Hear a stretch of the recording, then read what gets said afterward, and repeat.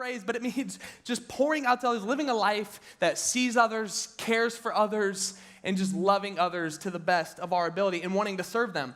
And Christine last week opened up with Philippians 2:17, and it says this: "But even if I am being poured out like a drink offering on the sacrifice and service coming from your faith, I am glad and rejoice with all of you." Living a life, Paul is saying, to be poured out. And what an awesome challenge it was last week to live poured out. And as I was thinking about this, we challenge you to live a life poured out. But I don't know if you ever have anybody in your life that you're just like, you are just so kind to me. And you're like, I probably don't deserve it. Does anyone have someone, maybe they're sitting next to you, you're just like, that person has got my back. I don't know if you do. I definitely do. And actually one of the coolest moments for me is the best man at my wedding. He was one of my best friends in high school. Like, this guy is awesome. Don't worry. I know some of you guys are like, oh, here we go.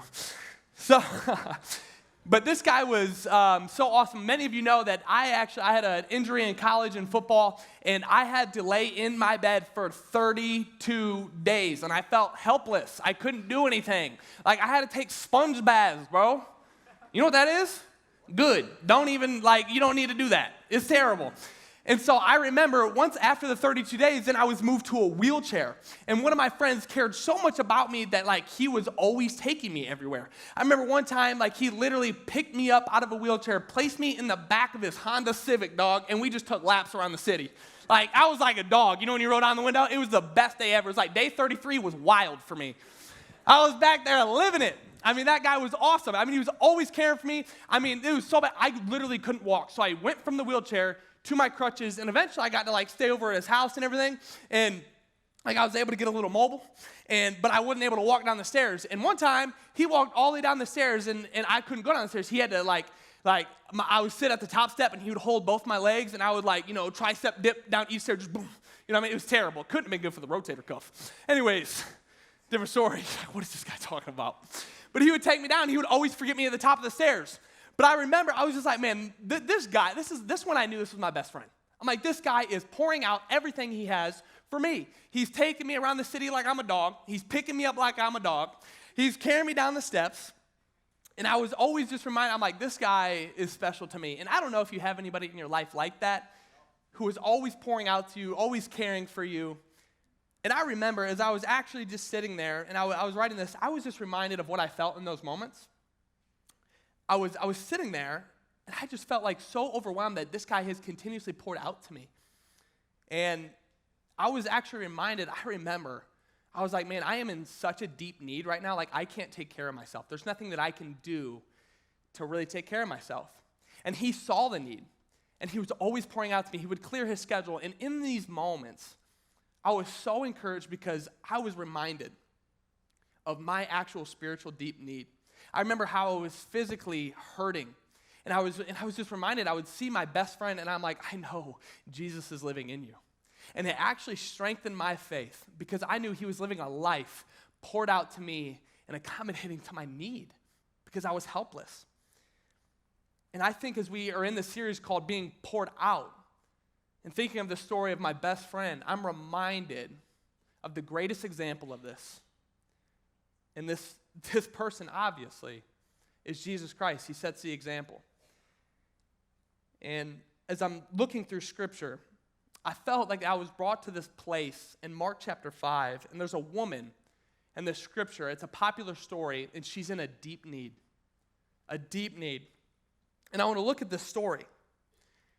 And this woman in this story is experiencing many things physically, emotionally, spiritually. And some context into this, Scripture tells us a little about this woman and why, these things that are happening, that actually she's feeling abandoned, she's feeling forgotten, she's feeling embarrassed.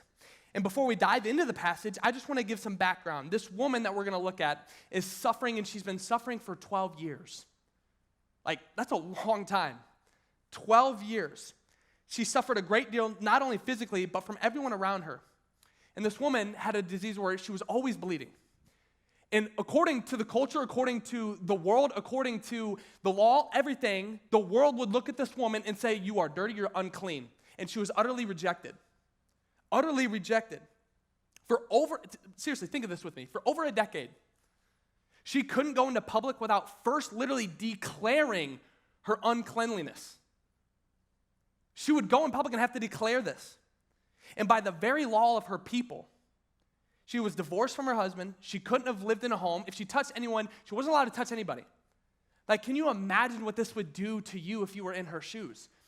I mean, this is suffering emotionally, mentally, spiritually. She couldn't go into the temple. I mean, this woman is completely living in a rejection from society and the law and all these things. This woman is suffering, and she has a need. And I want to read you the story if you have your Bibles. If not, it'll be on the screen. It's Mark chapter 5, verses 25 and 34. It's a big passage, but bear with me. It says this, Mark accounts it this way. A large crowd followed and pressed around him, Jesus. And a woman was there who had been subject to bleeding for 12 years. She had suffered a great deal under the care of many doctors and had spent all she had. Yet instead of getting better, she grew worse. When she heard about Jesus, she came up behind him in the crowd and touched his cloak because she thought, if I just touch his clothes, I will be healed. Immediately, her bleeding stopped and she felt in her body that she was freed from suffering. At once, Jesus realized the power had gone out from him. He turned around in the crowd and asked, who touched my clothes? You see, the people crowding against you, his disciple answers, and yet you ask, who touched me? They're saying, what? But Jesus kept looking around to see who had done it. Then the woman, knowing what had happened to her, came and fell at his feet and trembling with fear. Told him the whole truth. He said to her, daughter, your faith has healed you. Go in peace and be freed from your suffering. There's a lot happening in Mark chapter 5 here. And when I read the story, I see this unfolding in my mind. It's as if, like, when I read this, I don't know about you, but I can almost feel the struggle of this woman. It's becoming alive to me when I read this. It's so evident in this small passage that we see this woman as hurting, and I think we can all agree on that. She's hurting in many ways. Look at verse 26. It says that she had suffered a great deal under the care of many doctors and had spent all she had. Yet she got worse. Think of this. What does this mean? She's gone from doctor to specialist to everything the world says is the answer. She's done it. She paid for it. She actually spent all she had, and yet she was getting worse. In other words, she was lied to. These doctors said, we can help you. They could not. They did not know how to help her, but they saw her money. And now she's suffering under the hand of doctors. She's suffering under the hand of the world. And she has nothing left. Her family, her friends, everyone around her has rejected her. Even people she didn't know rejected her. She's suffering. She didn't just suffer from doctors. I think mentally too, can you imagine actually how just embarrassed she probably would have felt? Even if something small happens to us, we tend to cover it up, right? We don't want to be embarrassed. She was rejected spiritually. She wasn't allowed to go into the temple. Everybody turned their back on her. She's hopeless. The question tonight, if you're in her spot, what do you do? What do you do if you are her? Let me ask you, what would you do in this situation? I mean, logically think about it with me. What would you do? Just put yourself there. If this was your reality, and if you're like, well, I don't know, ask yourself this. What do we do when we don't want someone to know something about us? Like we say, they can't know that. They can't see me in this way. What do? I think when we don't want others to see that maybe we have some uncleanliness, there's something that we're not proud of, I think we do the very thing that she does. And it's hide. She hides. If you're taking notes, I would say that this woman who is suffering, she fears being seen. She fears being seen. Look at verses 27 through 28. I think it comes alive in the scripture. When she heard about Jesus, okay, so she's heard about this man. She's heard the good things. What does she do? Does she say, hey, can I come up to you and talk to you in private? Maybe when the crowd passes. Maybe I'll just kind of like, hey, I got to talk to you. No, she doesn't do that. She says it's too risky. It says she came up where? Behind him. She came up behind him one-on-one? No, in the crowd. In the crowd. And it says in 28, because she thought, if I just touch his cloak, I don't want to even touch him, just his clothes, he won't even notice. I will be healed. I think she's sitting there looking at the scene. If I just sneak up behind him, touch his garment, he won't notice, I will hide, and he will keep moving on, and I will go my way. I'll merge with the crowd. I think it's logical. I don't know if you've ever had to hide before, but I have. I've wondered what I would do if I was her, and so I asked myself, Tanner, when have you hid for something? And boy, let me tell you, I've had to do some hiding in my day. Anyways, let me tell you about this one time. I was in Aruba. No, I'm just kidding. So I was in college. And so we had this great idea at the time. And it was just me and my boys. The guy who I said would do everything for me, he also was the instigator, okay? Wanted me to get in some trouble. So we were like, I went to Indiana Wesleyan. And the downfall of a private Christian school is everybody thinks the best. Wrong. Should not have done that with me. They left all their doors unlocked. That was a mistake. So it's about 2 a.m., and we did this for some time, and we're like, what would happen, bro, if we just, snuck into somebody's room? Well, that's a good idea. What do you want to do? I don't know. Let's figure it out. I'm going to just stand there and make a little plan. So I'm like, hey, let's make it even better. Let's put on ski masks. And let's take our shirts off, too. Now, this was Tanner. This was for real. And I'm like, all right, so let's go. Man, listen. We walk in there. I don't even know these people in this lodge that we lived in. We all walk in there, 4 of us.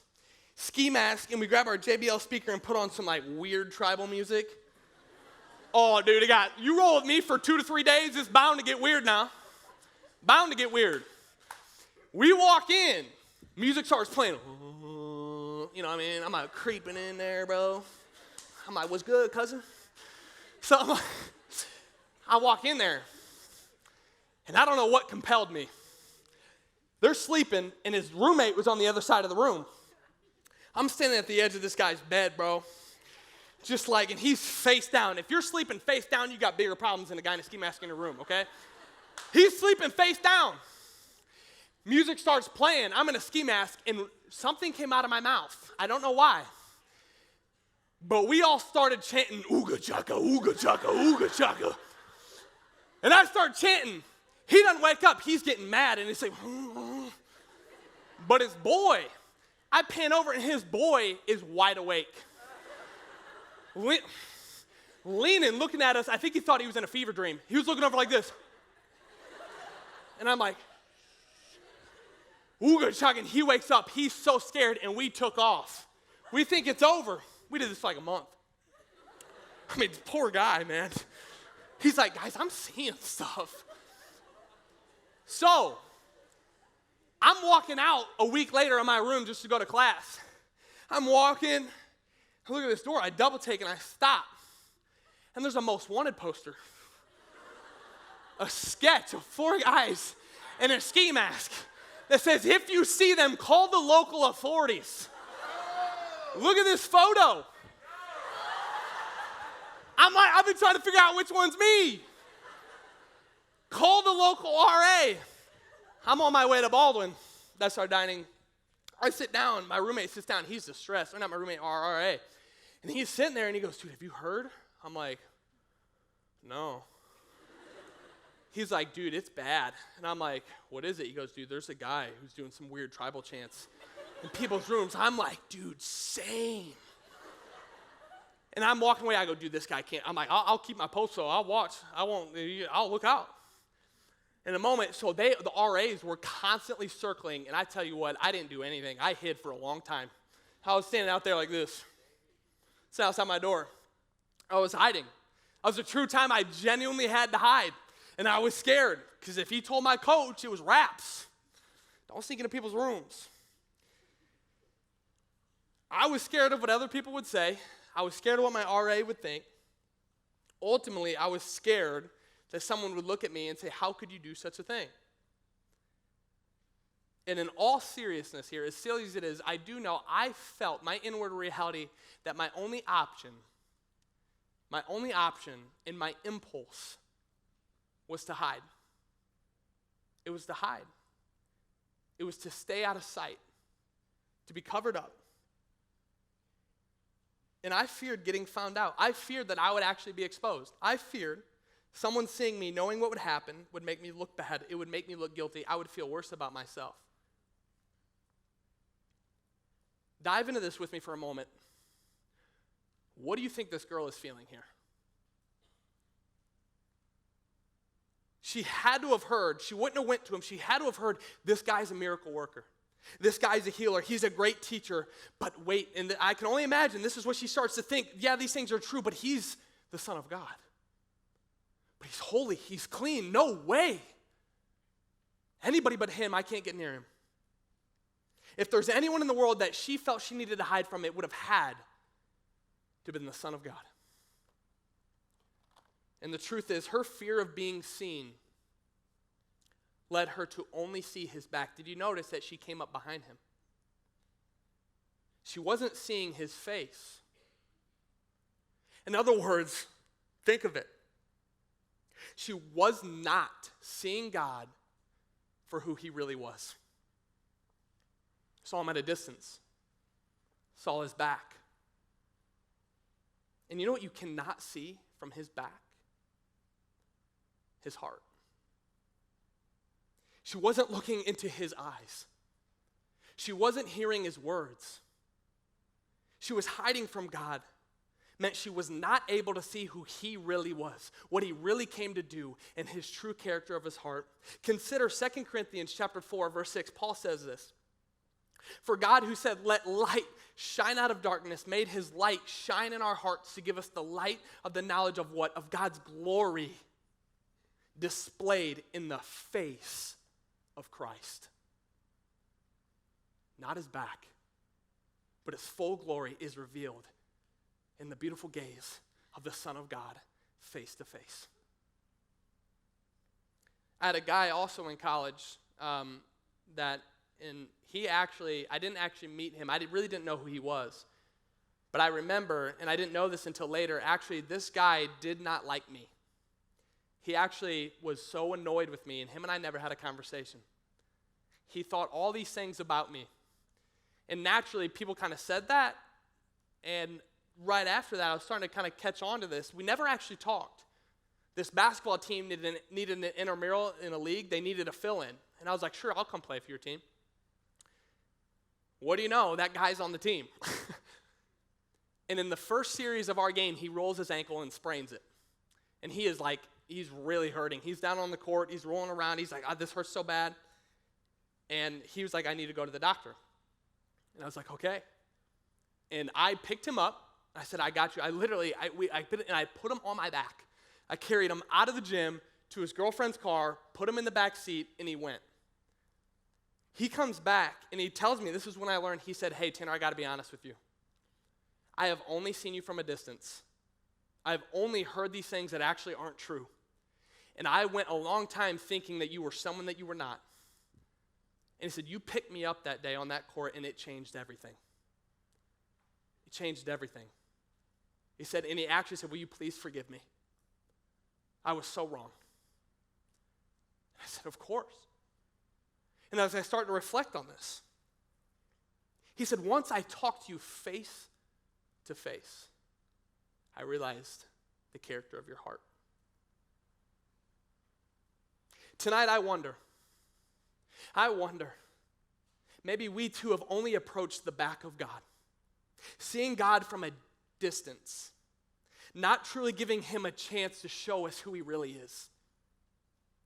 Maybe some of us, if we were honest, have hidden from God, causing us to have a false view of his heart.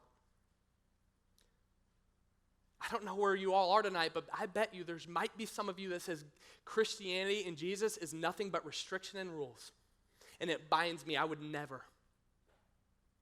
Others may say, I have way too much hurt in my heart, and God, if he was loving, he would have stopped it. I'm blaming God. Maybe some of us tonight are saying, he's just out to get us. No way could God look at me and love me. How could he love the world and love us if there's so much evil in it? Maybe some of us, if we're honest, us looking at the back of God is just simply us never giving God's word a chance. We don't want to go to church. We don't want to come to Impact. We don't want to give him a chance that maybe what he says he is true. Because we've only seen his back and not his heart, and we have a false perception of who he really is.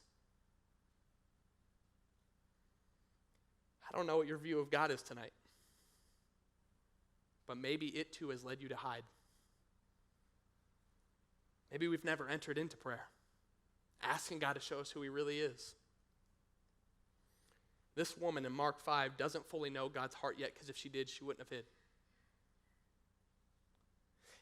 But something happens because she is in such a desperate need.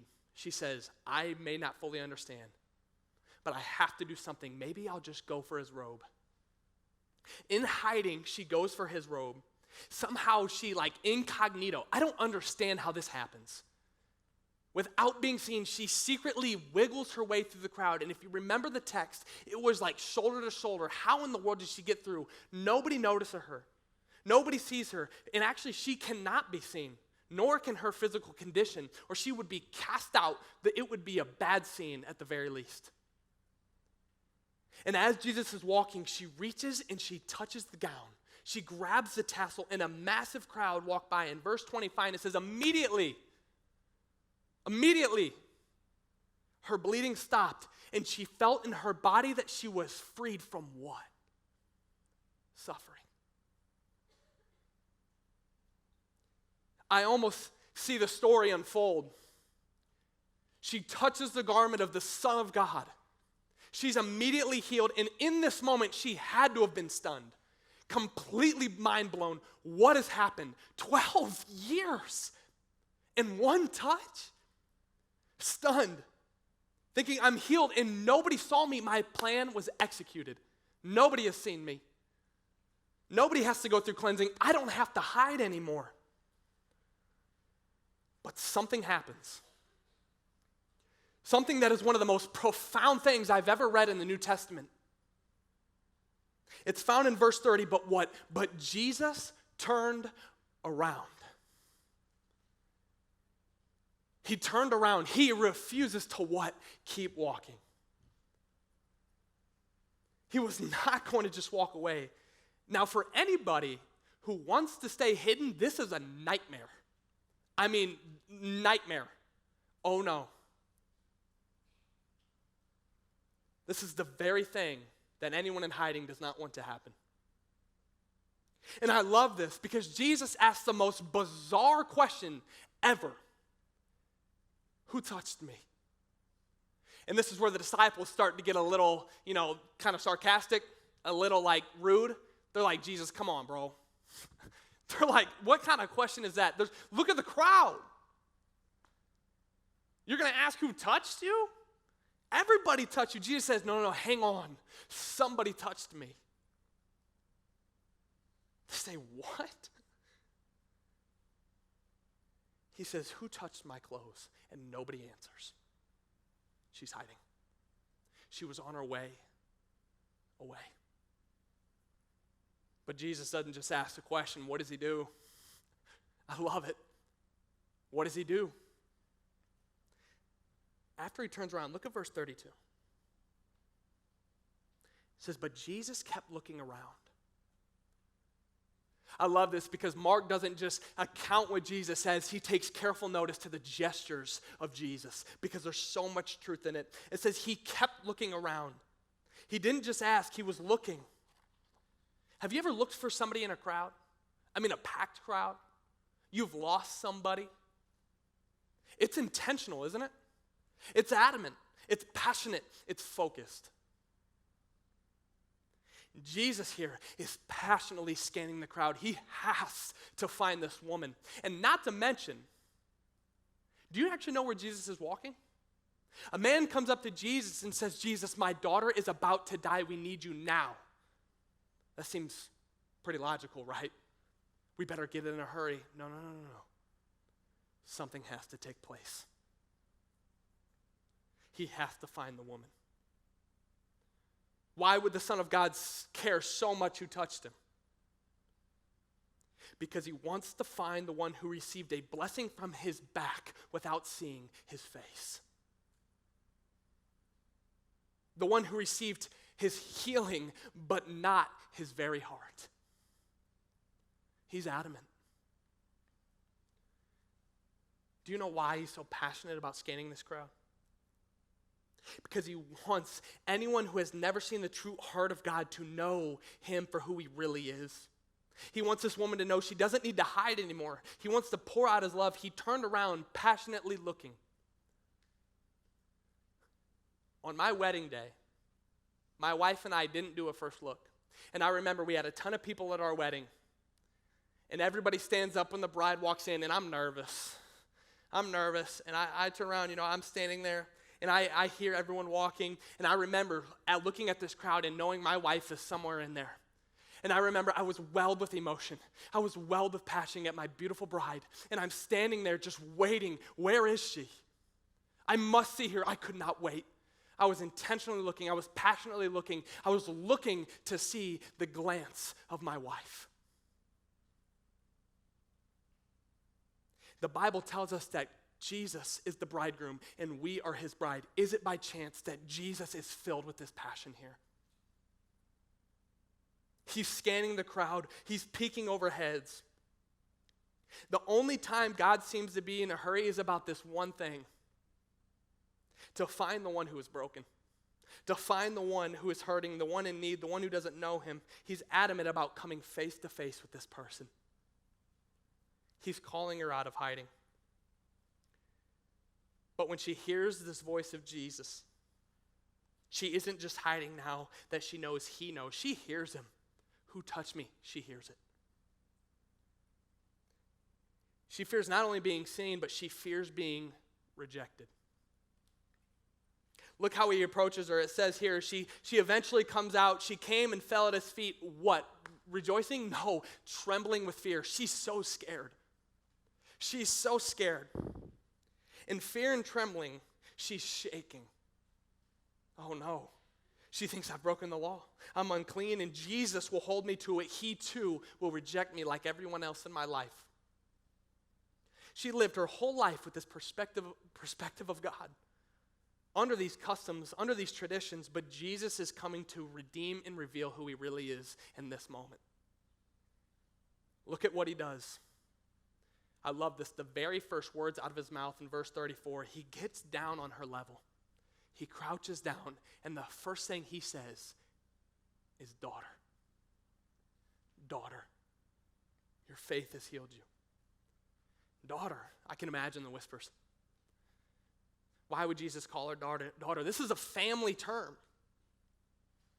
But with one word, Jesus removes all her fear, all of her rejection in one word. He says, daughters. In other words, you are in my family. I can imagine her sitting there, head down in the dirt, hearing the words daughter. She had to have second-guessed, what? Everything she experienced was rejection, but in one word, she found acceptance. The word daughter is acceptance language. Maybe this is a word that we too would like to hear. Maybe we too, our hearts long for years to hear something like this from the Son of God. Jesus is not just listening to her, he's pouring out his love to her. I wonder in reading texts like this, how many people feel they need to hide from God tonight? I wonder how many people have refused to go into prayer because they feel unclean. God will not listen to me. They have too much guilt, too much shame, and the things they can't take back. I wonder tonight how many people refuse to give God a chance because they feel he's angry at them. He will reject you. Is there anyone here tonight that is used to everybody walking away from them? Friends, family, relationships. And if they do, then this guy must, God must. Is there anyone here tonight that says, I can't open God's word because of what I did last night? Could it be that there's a God so compassionate, so loving, that he looks at you by faith and says, daughter, son. And I believe tonight, Jesus Christ is turning around. Right now, he's turning around. And in this moment, he has stopped to turn and look passionately, welled up with emotion, intentionally looking for you who have refused to go to him. The one who says, I'm tired of being good for everybody. I'm tired of trying to live up to the standard. I'm done spending all my money on all the things they said would satisfy me and fix me. Remember the woman. I believe tonight Jesus Christ himself is turning around and he's standing there and he's passionately looking for you. Could it be that he's looking in the crowd? Maybe your heart tonight is crying, what do I do then? What do we do? I would tell you very simply, with Jesus turning around, reach to him in faith. And you will find that he's already reached out to you. I don't want you to miss this because I think this is important.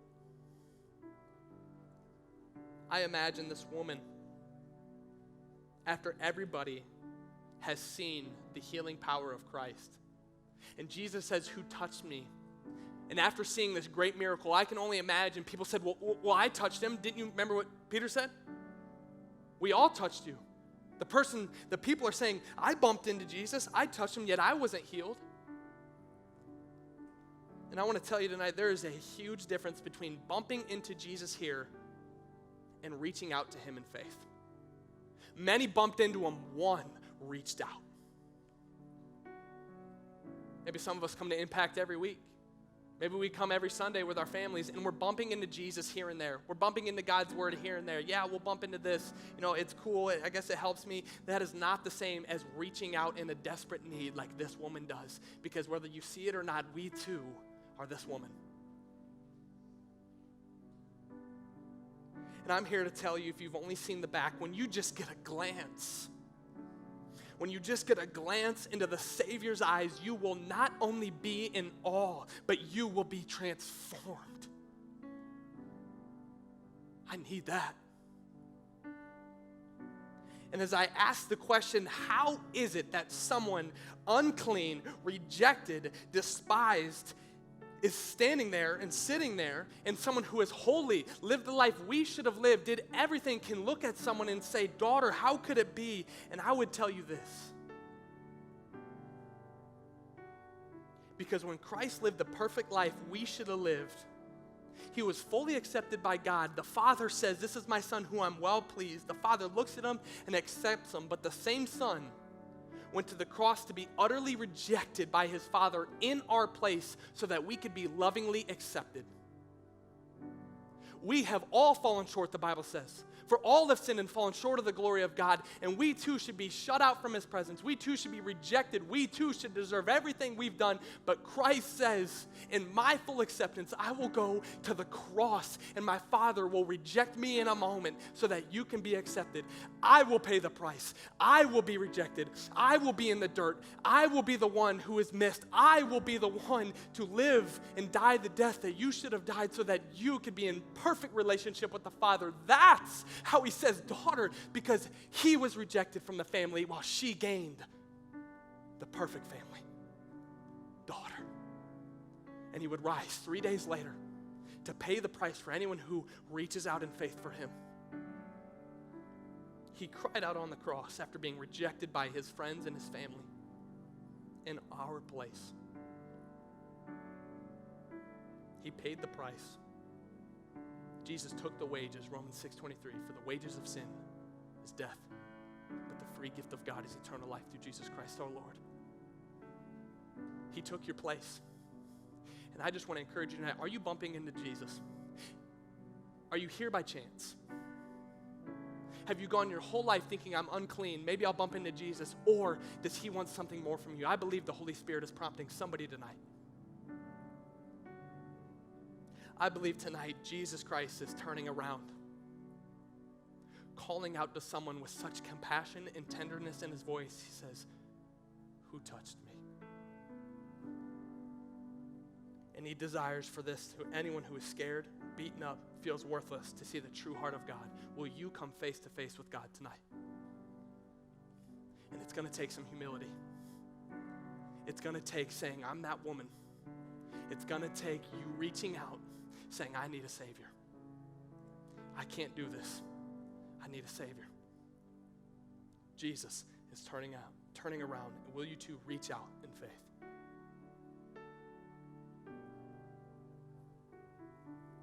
As I pray, I just want to give someone an opportunity to reach out for the first time. You know, as I pray, and I'll open up an opportunity. If you were like, I've been battling this for too long. I have been hiding. I have been putting my worth in what I do and what I accomplish. And you've never put your faith in Christ.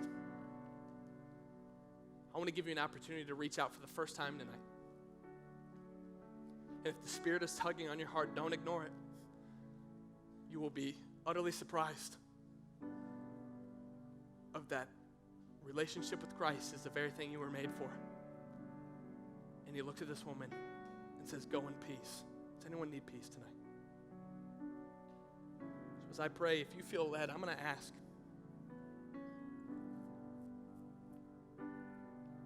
Is there anyone here tonight with your heads bowed that would just say, you know, I want to raise my hand too. I need to reach out for the first time in my life. Is there anyone here tonight that would be?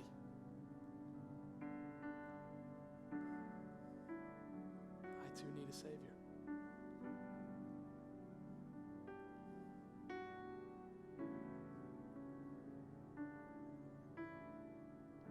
I'm going to pray over you.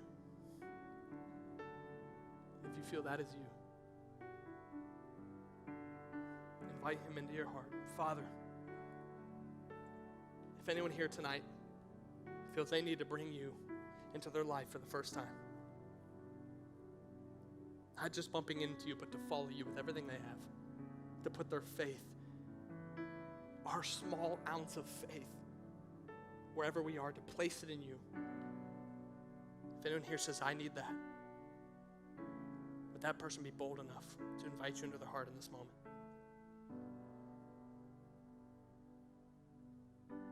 Father, I pray that you would protect us. God, that we would see your face for who you really are. Loving, compassionate, just, holy, blameless, perfect. Father, let that be real for us tonight. And Lord, let us move from this place fully recognizing you. God, would we reach out in faith every day, no matter where we are. We love you. And all God's people said, amen.